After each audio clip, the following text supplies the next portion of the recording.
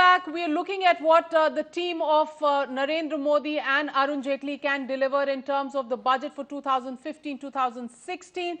Are they looking at the big picture, the big vision for the next 5 years of this government, or are they going to be bogged down by a recent defeat in Delhi and, of course, the upcoming elections in both Bihar and Bengal? Of course, everybody expects that this budget is the real time. This is the first full budget being presented by the Narendra Modi-Arun Jaitley duo.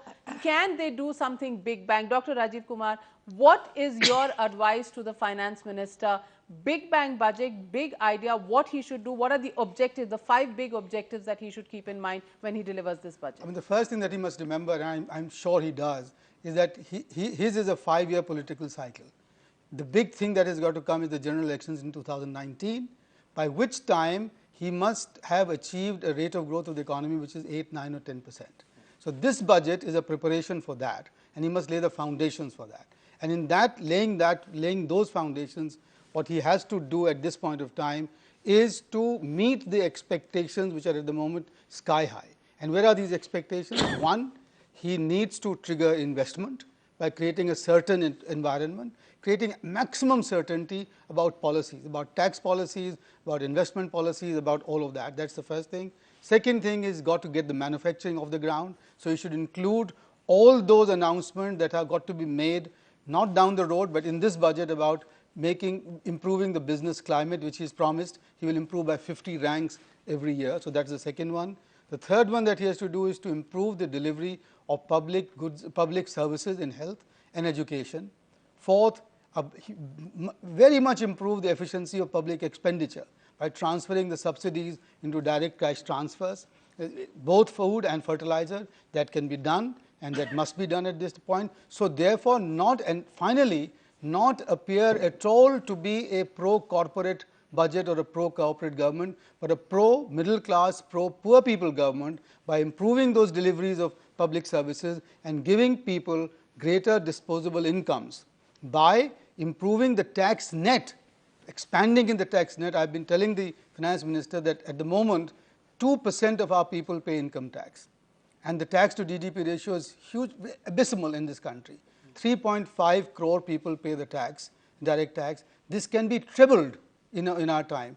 Those are the 5 things that the Modi Jaitley team should do, and I think it will be a good momentum after that. Lord Meghnath Hethai, do you think this is doable in terms of the bandwidth that any finance minister has at a given point in time, in terms of the things he can do politically, and of course the compulsion that exists in terms of the monies he has at his disposal? No, I think it's doable in the following sense. Some of the stuff are to be giving signals of what will be coming in the next few budgets. The framework has to be set out that we are going to achieve 7.5%, 8.5%, 9% growth. Very crucial for employment growth. Absolutely crucial. And then say, listen, I'm going to do things for the corporate, I'm going to do things for the poor, the middle class. All of that is going to be encouraging growth and the fruits of growth going to the people. We really have to say, the budget is about growth and about the fruits of growth coming to people, not about deficit, this and that. Those are important, but the main theme is the big thing. And then they really have to revolutionize the way subsidies are given to the poor. Really make them more efficient. So you're saying tinkering is not enough? He has to do a clean sweep in terms of a complete overhaul. Give people money and give them choice to do what they want to do. Don't kind of dictate to them. And as Rajiv said, you really can make direct tax transfer much more efficient now that Aadhaar and all that is there. We could revolutionize that whole thing without losing the redistributive power. We can make much more of the money finally reaching the poor rather than being stuck in some PDS. That's very important. Do you think, Omkar, are we ready in a position to completely dismantle the public distribution system, dismantle the Food Corporation of India, it's the all minimum about support price system that you've kept for your farmers? Hang on, there's a simple thing. There's a lovely term which I've always liked called withering on the vine. Yeah? You don't have to dismantle things, you let them wither on the vine. So if you were to ask me what are the 5 things that I would like, 5 or 6 things, which if I were to see in this budget, I would say it's a great budget. 1, clearly saying retrospective tax legislation now doesn't cost a penny, right? Unless you were hoping to get Vodafone and other such monies in, okay? One. Two, clearly giving a clear time date for the goods and services tax, the GST. Three, a major shift away for subsidies through direct cash transfers. So we have an agreement between the three economists on the direct cash Yeah, transfer. absolutely.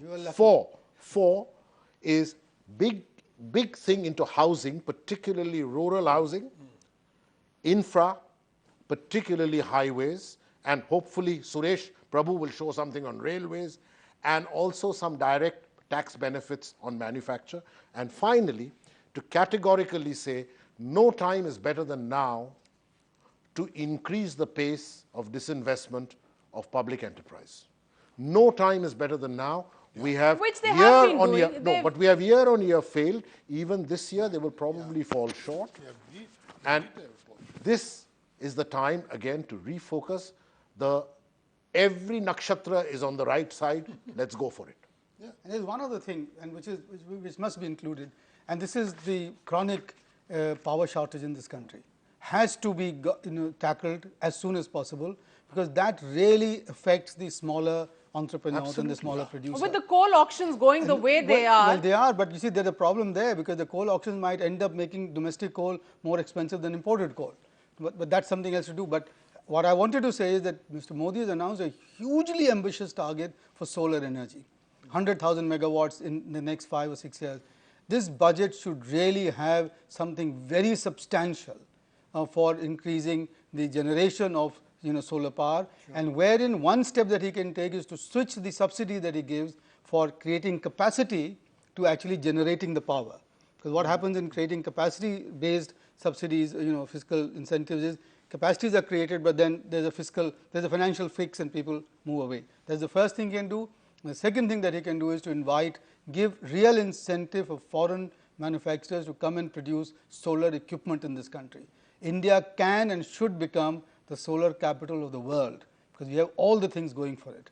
If he does that, there will be a huge signal for the world and for the country that we really mean business for energy shortages. Think about solar rays. Not only is it better than any other kind of energy source, but given the mess that coal industry is in, you can actually have a viable alternative. We can have a viable alternative. And it can be done. Look, Navika, no time. Think of this like 1991.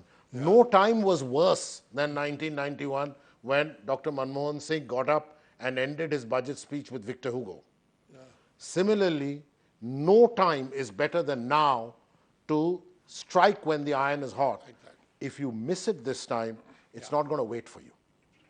So it's the big make or break budget for both the team of Prime Minister Narendra Modi and Finance Minister Arun Jaitley. We are in complete agreement amongst the three economists here. When you're normally, everybody says that when you have three economists, you have at least 6 opinions and completely each at odds with the other. But we've had complete agreement on at least 2 or 3 broad points. One is that the direct cash transfer is the way to go as far as the subsidies are concerned, and a complete overhaul, nothing short of a complete overhaul in that direction, can ensure that subsidies can be focused and leakages can be stopped. But the other big agreement that we have is the growth story, and for the growth story, the entire emphasis on public investment followed by private investment is something that we need to look at, and for that Finance Minister Arun Jaitley will need to tailor-make his budget to give that fillip to both public and private investment. Of course, what the Finance Minister will do in the final run-up, what is his